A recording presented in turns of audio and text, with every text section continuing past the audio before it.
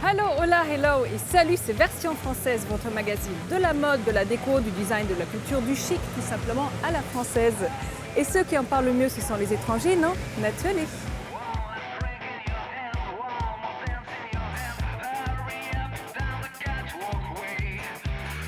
C'est un portrait entre Paris et New York que nous vous présentons aujourd'hui avec l'architecte et designer Patrick Nagar. Balade à la fraîche dans la jolie ville pluvieuse du Touquet et ses adresses lifestyle. Focus sur la marque provençale Rose et Marius et ses délicates créations parfumées des timbales inspirées, le tout made in France bien sûr. La relève de la mode, c'est Rosanna et leur création très parisienne aux belles matières.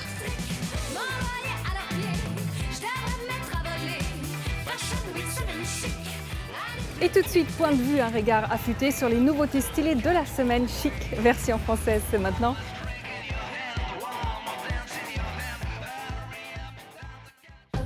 Citadin, vous rêvez de la cueillette aux champignons dans les bois? C'est presque possible grâce à Prêt à Pousser qui nous propose un kit pour faire pousser vos propres champignons à la maison. Ludique, cette boîte en carton vous est livrée chez vous. On arrose chaque jour avec le spray inclus et magie en 7 à 10 jours de belles pleurotes, jaune, rose ou gris, seront prêtes à régaler 4 gourmands.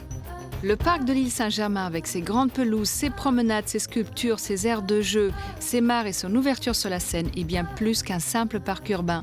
Véritable parenthèse de verdure dans la ville, le parc est une bouffée d'air frais pour tous les Parisiens stressés et le lieu idéal de détente pour les pique-niques estivaux. Impératrice de la mode, un livre écrit par Isolde Williams, un ouvrage qui dresse le portrait de femmes hors du commun qui ont fait et défait les empires de la mode et du luxe. Edna Chase, Hélène Lazareff ou encore Anna Wintour, découvrez ces personnages qui sont devenus au fil du temps des vraies femmes d'influence, fantasques, inspirées, avant-gardistes. L'indispensable que l'on veut dans notre armoire maintenant tout de suite, c'est la pochette et le t-shirt Les Fleurs du Mal, créé par la marque Balzac Paris. La marque parisienne propose toute une collection aux charmantes connotations littéraires pour un look d'intello branché qu'on adore.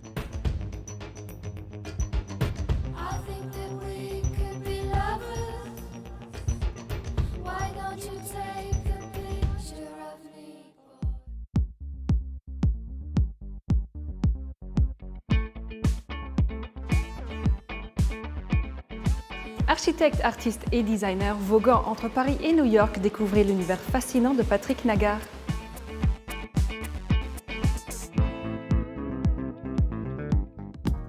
C'est à New York, proche du célèbre quartier de West Village, que nous retrouvons Patrick Nagar. Cet architecte de formation qui partage sa vie entre Paris et la côte est des États-Unis est un des designers de meubles les plus cotés de Manhattan. Aujourd'hui, il vient voir l'exposition de sa nouvelle collection chez Ralph Pucci, un des plus grands galeristes new-yorkais.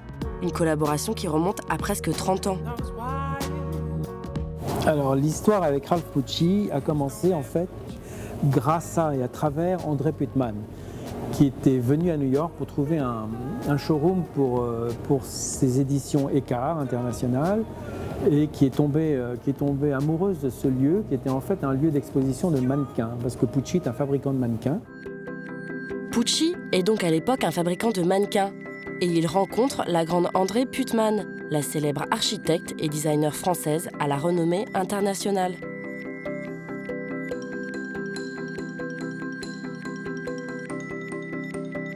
Aujourd'hui, Pucci est le galeriste référence des designers français à New York.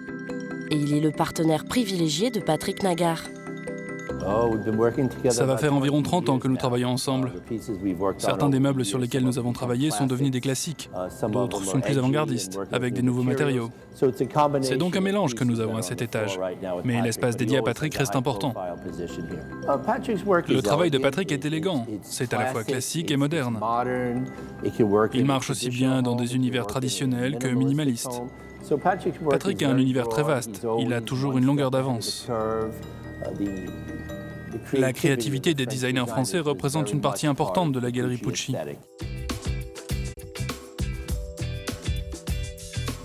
Une esthétique et une créativité française parfaitement représentées dans les créations de Patrick Nagar, lui qui travaille exclusivement avec des artisans français. Je suis l'ambassadeur des artisans français, je me considère comme tel ici, c'est-à-dire que j'ai fait travailler, d'abord, ils font un travail exceptionnel, ce sont des entreprises rares qui n'existent plus ailleurs et qui sont seules capables de faire ce travail quand même assez exigeant, et ce travail de recherche de matériaux et tout ce que je recherche moi en tout cas dans la création de mobilier. Toutes les pièces que vous voyez là qui sont un peu spéciales, on peut les faire qu'en France. Un savoir-faire made in France que les clients de la galerie Pucci apprécient particulièrement. Petite visite de quelques-unes des plus belles pièces de la collection par le designer lui-même. Ce cabinet s'appelle Turbulence. Donc je me suis servi d'une évocation, disons, d'un phénomène physique qui est la turbulence pour essayer de faire une pièce qui évoque ça. Puis en plus, il y a un petit détail, une petite anecdote, c'est que j'ai voulu faire quelque chose qui représente le iPhone, avec les coins arrondis et les proportions générales qui sont celles du téléphone portable. Les côtés sont en étain, une métallisation éteint qui est sur une âme de bois. Donc c'est à la fois un travail d'ébénisterie remarquable, un peu à la manière des arts décoratifs français, mais en faisant entrer ça dans le XXIe siècle. Alors cette pièce s'inspire de façon assez floue de l'idée du chromosome X. Il y a une inspiration scientifique, une inspiration biologique et par-dessus un peu de poésie. Qui rassemble tout ça, qui permet de faire une pièce qui est à la fois surprenante et en même temps qui a une charge poétique, je pense. Dans toutes mes pièces, il y a un mélange. Je fais une sorte de grand écart en essayant de nous connecter, nous, à notre mémoire ancienne. Et là, je me sers de la mythologie, du mythe, de l'art classique, grec, égyptien, etc. Et en même temps, d'essayer de plonger dans l'avenir et dans le XXIe siècle et de faire le lien entre ces deux choses. Voilà. C'est une sorte de trait d'union que j'essaie de faire et je trouve que c'est important de faire ça pour notre époque qui a tendance à oublier et à ne plus avoir de mémoire en général. Petit clin d'œil.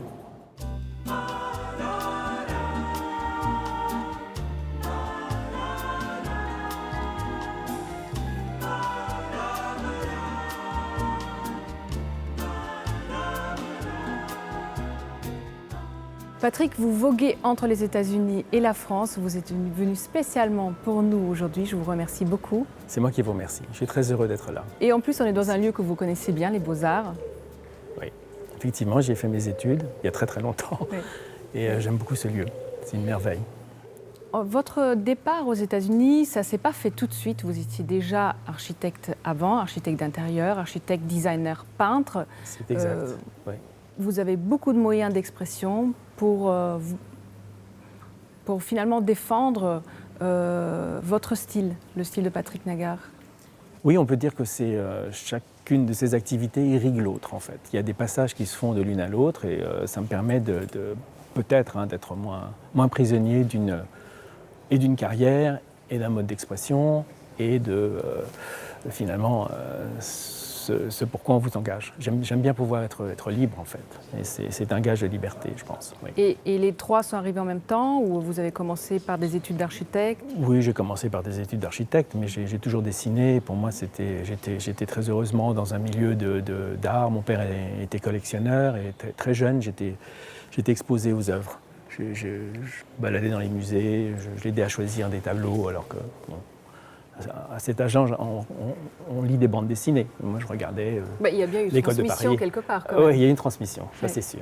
Grâce à mon père, certainement. Oui. Votre style de dessin, vos inspirations viennent de la mythologie, viennent de la science, ont un côté poétique, mais en même temps très réaliste aussi. Je pense notamment au meuble Turbulence qu'on a pu voir dans le sujet sur vous. Oui. Alors ça, c'est un bon exemple, le meuble Turbulence, parce que l'inspiration de Turbulence est un phénomène physique qui est la turbulence, qui existe dans les liquides, ça existe dans l'astrophysique, ça existe un peu partout, ça existe dans la soupe, ça existe dans l'eau. Et en même temps, c'est une chose qui n'a jamais été exprimée dans le mobilier. Donc j'essaie d'aller un petit peu vers l'art. On peut dire en fait que c'est un mobilier qui se rapproche un peu de l'expression artistique. Patrick, on le sait maintenant, vous êtes un amoureux de la France, donc on a fait un petit repérage lifestyle du côté du Touquet pour vous.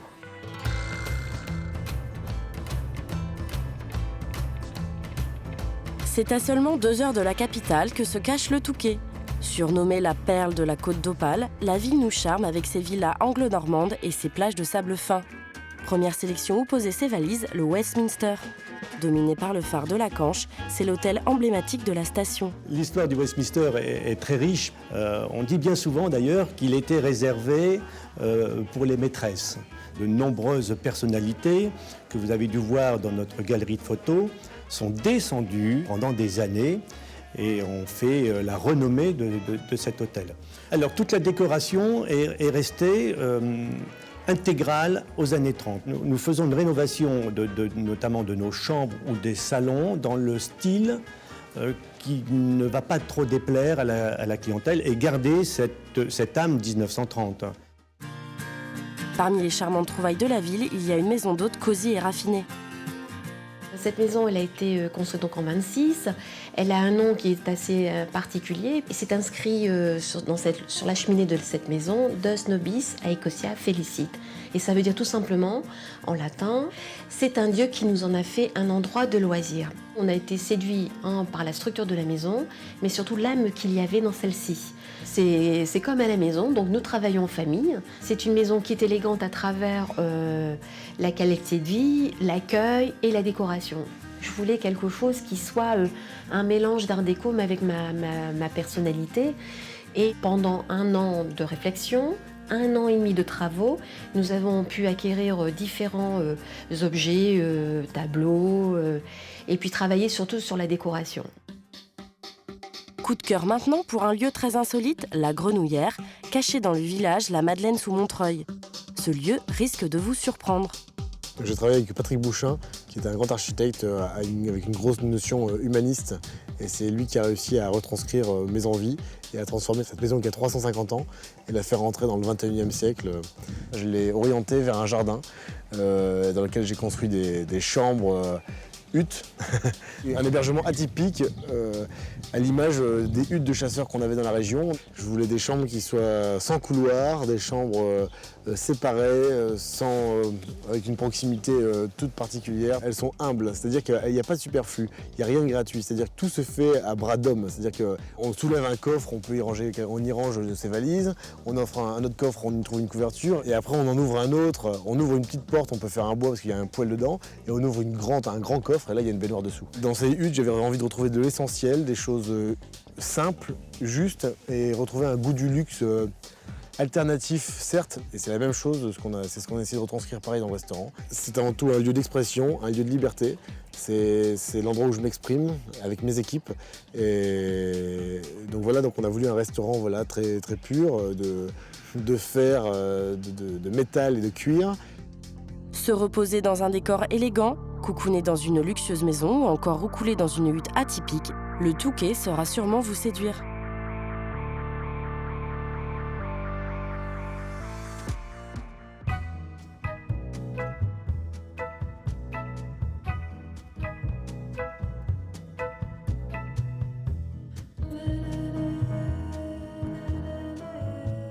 Patrick, maintenant on va parler de l'architecture d'intérieur, qui est votre autre facette. Enfin, forcément, vous devez collaborer avec celui qui vous donne le chantier. Le commanditaire. Le commanditaire, je ne sais pas comment ça s'appelle. Absolument. Et comment ça se passe?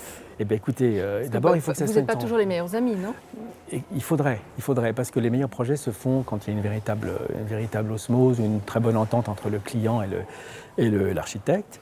Et effectivement, c'est ce qui arrive, ce qui fait que il m'arrive de choisir le client, parce que je n'ai pas une grosse structure, donc je ne peux pas non plus tout faire. Donc c'est très intéressant d'avoir un contact avec un client, d'essayer d'exprimer son univers qui n'est pas forcément le vôtre, de se mettre à l'écoute et d'essayer de faire dire à ce chantier, à cet environnement dans lequel ils vont vivre et qui va faire leur vie, vraiment, essayer de le rendre le plus heureux possible. La meilleure récompense, c'est quand ils vous disent « Écoutez, j'adore cet endroit, je ne sors plus de chez moi, j'ai l'impression d'avoir été là toute ma vie ». Ça, c'est le genre de compliment qu'on recherche. Et ce n'est pas forcément le truc complètement trendy, dernière mode, etc. Ce n'est pas forcément ça. Donc du coup, vous n'imposez pas un style? Écoutez, il y a forcément une direction. On ne peut pas faire n'importe quoi pour n'importe qui. Donc au départ, il y a quand même une connivence ou au moins des goûts communs. Oui, ça démarre comme ça. Sinon, ils ne viennent pas vous chercher. Ils vont chercher Tartampion. Oui. Et dernière question, Patrick, qu'est-ce qui fait aujourd'hui le style français? Avec le recul que vous avez des États-Unis, il y a quand même un art de vivre, un chic, quelque chose qui est propre à la France. C'est exactement, vous avez dit le mot, c'est art de vivre. C'est-à-dire qu'en France, il y a encore un art de vivre. Il y a d'abord une tradition d'art de vivre, il y a une tradition de la conversation, il y a une tradition du rapport aux belles choses. Et disons qu'en Amérique, ça existe différemment. C'est-à-dire que les Américains savent très bien s'emparer, par exemple, d'un objet ou d'un style ou d'une mode, mais ils ont tendance à la répéter. Alors, par exemple, je ne sais pas, il y a eu les années 50, les années 60, les années 70, et ça continue. Mais ce sont des choses qui sont posées. Vous voyez, tout le monde va faire la même chose. Alors qu'en France, il y a, je ne sais pas comment dire ça, il y a une forme d'âme. Je ne dis pas que ça n'existe pas aux États-Unis, mais en France, il y a encore un véritable art de vivre. On sait comment meubler une pièce, on accepte certains défauts, on accepte qu'il y ait une touche personnelle sans que ça soit de la représentation. Vous savez, on fait toujours l'allusion du décorateur américain qui vient taper des coussins, il faut que les coussins soient absolument parallèles, bien rangés, etc. Bon, ça c'est un cliché, mais c'est vrai. Je veux dire, la déco, c'est comme ça. En tout cas, nous, Patrick, on est très heureux que vous venez repêcher un peu d'art de vivre en France. Merci beaucoup pour cet entretien. C'est moi qui vous remercie, j'étais très heureux. Merci.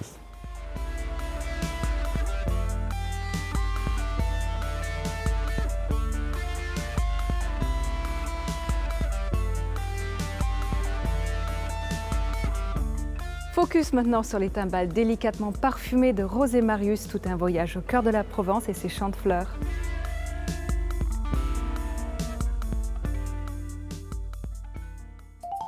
Les bougies Rosé Marius sont un condensé de Provence, de maquis, de soleil et de mer. Magali, la créatrice de cette marque, devenue incontournable, a eu cette envie sincère et authentique de proposer des objets d'exception, réalisés à la main dans des matières précieuses et fines. Des objets qui racontent son histoire de la Provence. Disons que moi je porte la Provence dans mon cœur. J'y ai passé tous mes étés quand j'étais petite dans la Bastide familiale. C'est avant tout la lumière blanche écrasante du sud. Et je trouvais intéressant justement de pouvoir travailler les bougies. Cette lumière qui transparaît au travers justement de la porcelaine de nos timbales pour justement raconter une histoire de Provence un peu différente. Quand j'étais petite, je jouais sur les carreaux de ciment de la maison de ma grand-mère. Et je trouvais que c'était intéressant de pouvoir utiliser ce carreau de ciment qui témoigne vraiment du patrimoine architectural de Provence et de le travailler de façon plus contemporaine. Et c'est aujourd'hui l'ADN vraiment de la marque. Mais ce que Magali a souhaité mettre en valeur au travers de ses bougies, c'est la main de l'homme, le travail de ces artisans passionnés qui nourrissent tout autant son inspiration. Je suis entourée finalement que de personnes bienveillantes, qui ont un vrai savoir-faire, mais qui sont vraiment à l'écoute. Avec Rosé Marius, ce qui est très intéressant, c'est qu'elle utilise l'objet pour être révélateur de cette qualité. Parce que cette porcelaine de Limoges, elle est, et surtout quand elle est travaillée d'une manière avec beaucoup de finesse, elle est translucide. Coulage, démoulage, cuisson, émaillage, les timbales réalisées en porcelaine dans ces ateliers du Limousin bénéficient d'une attention et d'un savoir-faire exceptionnels. C'est toujours étonnant de se dire qu'on va dessiner quelque chose et puis que finalement là on le voit se matérialiser devant nos yeux. Et c'est vrai que d'être là un petit peu à la naissance de l'objet, c'est beaucoup d'émotions. Le savoir-faire à Limoges, c'est déjà 2 siècles d'existence. Nous avons affaire à des artisans, des gens qui doivent être passionnés, où le matériau par lui-même est tellement, je dirais, noble et rebelle, que sans la passion, effectivement, la pérennité va être en jeu. Retour en Provence. Pour la création des fragrances de ses bougies, Magali s'est tournée vers la région de Grasse, capitale mondiale de la parfumerie.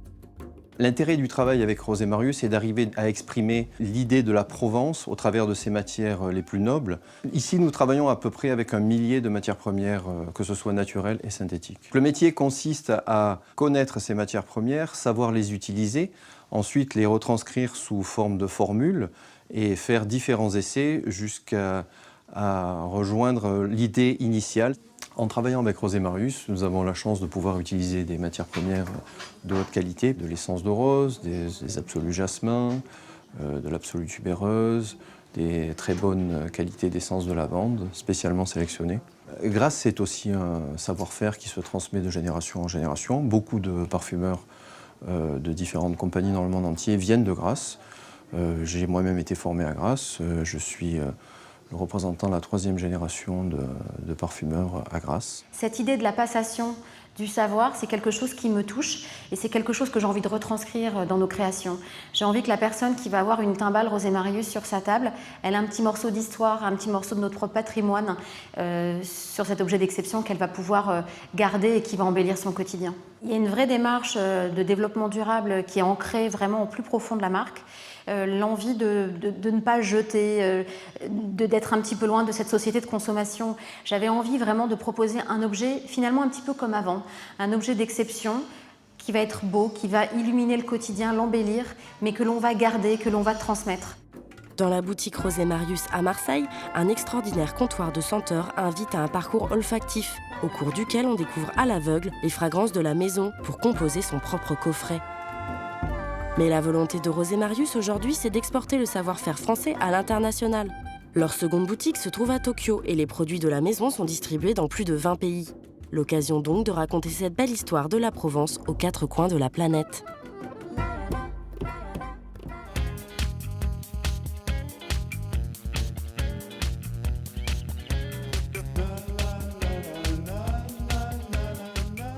Notre relève du jour, c'est Rosé Anna, l'association de 2 amis d'enfance passionnés de mode qui propose un vestiaire négligé, raffiné, très parisien et le tout made in France, bien sûr.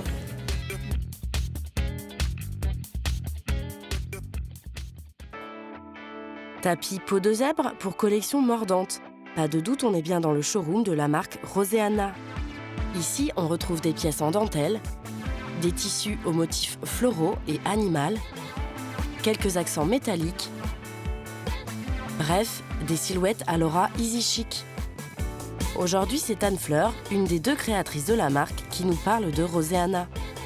Je pense que le style Rosé Anna conjugue une élégance et une décontraction, même si c'est assez antinomique, mais qui semble caractériser l'esprit parisien. C'est-à-dire, on s'habille le matin, ça a l'air d'être rapide et facile, et on sort le soir comme ça, avec une touche de rouge à lèvres ou on change de chaussures. Et voilà, ça c'est le style de la marque, c'est pas trop de sophistication, mais de l'élégance et du raffinement quand même.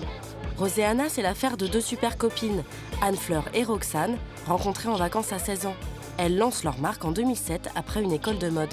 Ça a commencé par une conversation dans une voiture entre copines au retour d'un week-end. On s'est dit, est-ce qu'on se lance ? Et après 24 heures de réflexion, on s'est vraiment effectivement lancé. Et on a commencé avec une collection maillot qu'on a accompagnée de beachwear pour cibler la journée d'une fille qu'on imaginait à l'époque. Et après 2-3 collections, on est devenu vraiment une marque de prêt-à-porter qui continuait de jouer avec la lingerie et le maillot, mais comme un accessoire de mode, comme à ses débuts. Mais là, vraiment, avec les proportions inversées, c'est le vestiaire complet de la femme, agrémenté de ces touches-là. Un petit tour à travers les pièces phares de la collection. On aime bien jouer avec les miroirs. Et on tombe sur un maillot de bain plutôt original. Cette pièce-là, qui fait partie des pièces carrément emblématiques, qui s'appelait Buzz à l'origine. C'est un maillot body, donc c'était le trait d'union entre l'univers de la plage et la ville. Et là, qui est décliné en taille haute et avec un mix de 2 imprimés qu'on aime beaucoup, donc l'imprimé bandana et l'imprimé guépard. Et toujours pareil, à la frontière du prêt-à-porter, c'est un top key blues. En une pièce, c'est très très joli, très sexy. Nos sources d'inspiration, c'est tout ce qui nous entoure. Ça peut être une expo évidemment, un film, de la musique. En plus, comme on est 2, forcément, il y a une multitude de choses possibles. Ça peut être mon fils. Enfin, c'est plein de choses. À quelques mètres du showroom, voici l'atelier de modélisation, où l'on prépare les futures pièces de la collection fabriquées en France. Là, on est en train de mesurer un pantalon qui est en production pour savoir si les mesures correspondent au patronage. Donc là, elle est en production, ça c'est le bon tissu si vous voulez. Et c'est des inspirations des éclats de paillettes qu'on coupe en morceaux qui brillent. Chez Roseana, on travaille des tissus en provenance d'Italie, de France, mais également du Japon. Une fois les premiers prototypes établis, place aux essayages. Hyper agréable. Bah, c'est beau, hein? Ouais. C'est joli, je suis contente. Je pensais pas que ça allait être aussi bien pour un premier essai. C'est Donc là, ouais. Moi, j'ai fait des revers parce que je trouvais un ch'touille long. Ouais, mais c'est joli comme ça, je trouve. En même temps, t'as le mat et le. Et alors là, il y a le principe, ouais, tu vois, donc c'est vraiment bien réversible, ça c'est cool. Actuellement, on trouve les modèles de la marque dans 120 points de vente. Mais chez Roseana, on voit les choses en grand. On fonctionne très bien à l'international et on souhaite maintenant recevoir cette clientèle-là chez Roseana et plus seulement au travers de nos clients. Donc ça, c'est la prochaine étape. Et voilà, sinon continuer d'évoluer comme on l'a fait depuis 7 ans, c'est-à-dire continuer de s'amuser, d'enrichir nos collections de pièces de plus en plus fortes. Là, on s'est ouvert à une ligne accessoire dernièrement. Et à horizon moyen terme, ça serait d'ouvrir des boutiques dans les capitales du monde entier. Nous, on vote pour, histoire de voir la vie en Roseana.